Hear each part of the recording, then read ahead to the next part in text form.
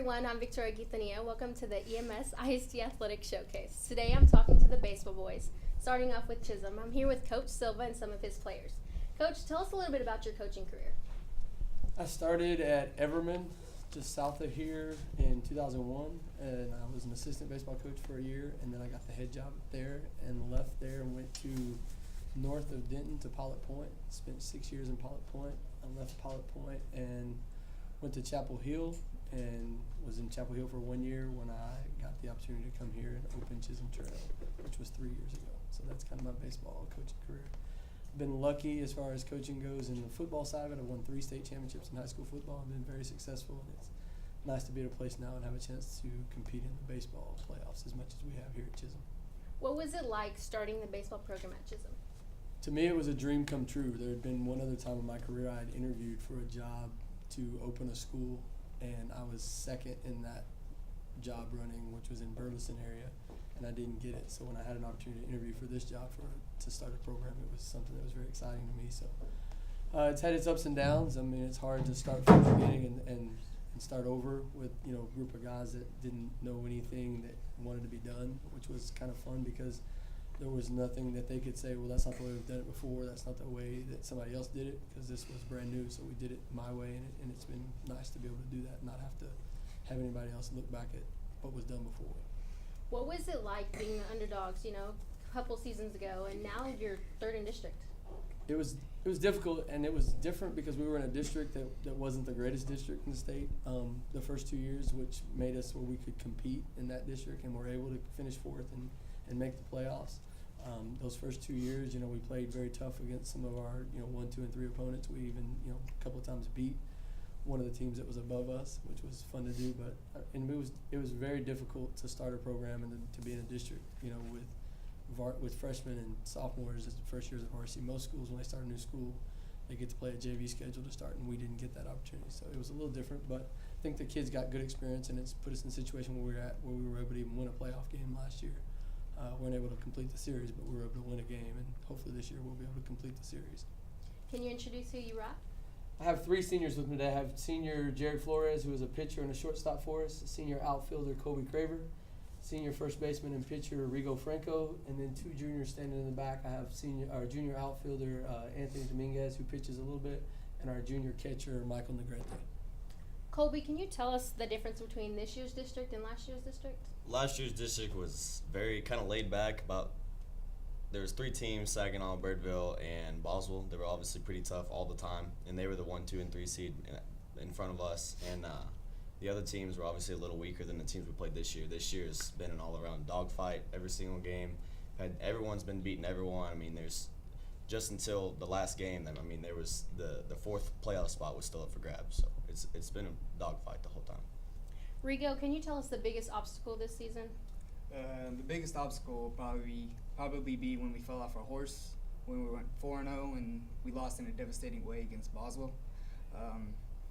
But ever since then, we've been trying to fight back, piece everything together, and try to come back as a team, get ready for playoffs.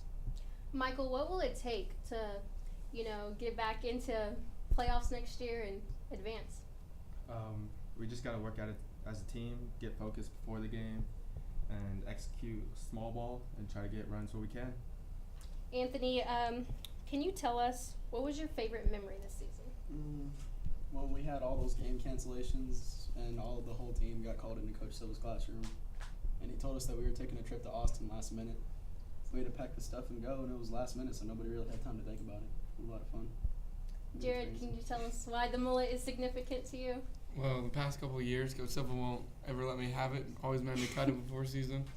And this year, he let me grow it out, mostly because I'm a senior. It's just a lifestyle of it. It's beautiful. Everyone loves it. Coach, do you think you'd be growing out a mullet anytime soon? No, not at all. And the discussion's been if we win this playoff run, would I grow my hair out? And it would take a long time to grow my hair to get like Jared's. But I guess if we made it to Austin, maybe I won't get a haircut until we get to Austin. Can you tell us when your playoffs games will be this week?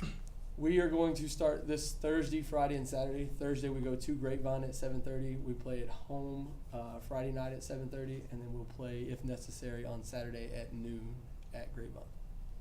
There was Coach Silva and the Chism Trail Rangers. When we get back, we will be interviewing Coach Vega and the Saginaw Rough Riders.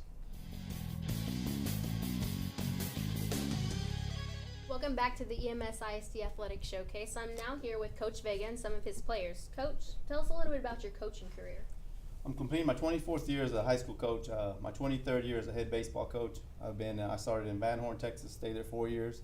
Went to El Paso at Clint High School, stayed there 6 years. Drove all the way to South Texas for 1 year in Pettis High School. Then came to Springtown, Texas, coached there for 2 years. And I've been here, this is my 10th season at Saginaw High School. I've been very fortunate, been in the playoffs at every school that I've coached at. And all that says is that I've had the ability or the right to coach these great kids that want to compete every single day. After losing 11 seniors, how do you plan on rebuilding your program? It's actually going to be a lot easier than this year because this year going in, we had lost 13 seniors and 8 starters. 6 of those starters started for 3 years, and 2 of those starters had started for 4 years. So it was a very difficult year. Very proud of the team this year, the way we kind of came together. And we had basically had 2 starters back. Tito Alegria was our starting second baseman, and Maury Watson was our returning pitcher. And these guys that came up from the JV really helped, with making us a competitive team this year. We ended up 1 game short, and they were disappointed Friday night after we had won and done our part to get in the playoffs. It didn't work out for us, and I tell them it's part of life. Sometimes you get what you want, sometimes you don't. You just have to overcome. I'm proud that these boys are wearing their next level shirts where they're going to go to school, Oklahoma State and Oklahoma. And it's something we try to preach to the kids is the most important thing. Baseball is fun, and we like to enjoy it, but they need to make a decision early to decide whether they're going to college to go on with their life for the future, because that's what they will make their living on. What will be some key factors your boys will need to regain a solid spot in playoffs next year? This year we struggled getting the team together, and there was a lot of things that went into play to that. We had bad weather early on in the season, and this team did not need the no practicing because we needed to come together as a team and kind of learn how to play as a team, and then we needed to learn how to compete at the varsity level because majority of my starters were JV players the year before, and the speed of the game kind of gets you a little bit, when you're just now coming up to varsity, and I think that hurt us early. There as of late, we got really hot, and like I said, we were, 1 run short, if you will, 2 runs short of getting into the playoffs. And I think if we would have had that opportunity and started practicing and competing in the tournaments that we did early in the year, we would have been so much better once district started. But basically, when we started district, we had like 3 days of practice only, and it was very hard for the players and for the coaches to kind of know what we could and couldn't do game speed on the field, and it made it difficult for us. Can you introduce who you brought? I've got Hunter Grice, my left fielder, and Jared Tomlin played any position that we asked him to. He became our leadoff hitter.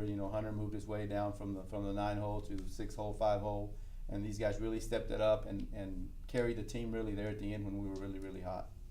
Hunter, can you tell us your favorite memory this year? My favorite memory this season was coming back and beating Chism at home after we actually played them 2 days. The first day we were down 5-0, and then weather came in, so we had to come back on a Monday and play them, and we ended up coming back and beating them 7-5, and it was a good victory for us in the middle of the season. Jared, can you tell us the biggest obstacle this season? Well, like Coach Vega said, we didn't get the time to gel as a team. We didn't get to practice a lot. We had a lot of cancellations with rain, and then some of our tournaments earlier on in the season to where we could gel as a team, become one, got canceled, and then we had to postpone those. And then getting that first district win as a varsity team, that was an obstacle we had to overcome. But after that, I think we noticed that we could make a run in this district and we could compete in this district, so that kind of helped us out. Thank you, Coach. When we get back, we'll be interviewing Coach Foster and the Pioneers. Welcome back to the EMSISD Athletic Showcase. I am now here with Coach Foster and the Boswell Pioneers. Coach, tell us a little bit about your coaching career. My coaching career started about 23 years ago. Started at Northwest High School. Coached there for about 4 years, football and baseball. Then moved on to Bridgeport High School. Coached there for a couple years, both football and baseball.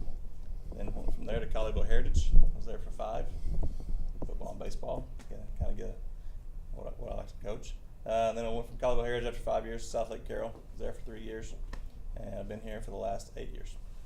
I know the weather played a vital part in many cancellations this season. What does it take to keep your boys focused and ready to get back out there? we've had to stay focused through a lot of weather. It started with ice, snow, been raining seems like every day for the past 6 months. But they've been really ready to go. We've had to go in the indoor a lot, hitting in the indoor cages. We've had to, make some games up in there to keep it fun, do some different things, change some stuff around. They stay focused on their own because they're eager to win, and they just want to win championships. What is it going to take to move to the next round of playoffs? Again, go back to focus. We gotta take every pitch, one pitch at a time. We gotta make sure we're moving runners over. We gotta make sure we're staying focused the entire time. We can't let up because we're gonna play some good opponents in the playoffs. Can you introduce who you have? Yeah. This is Nick Barber, played left field for us.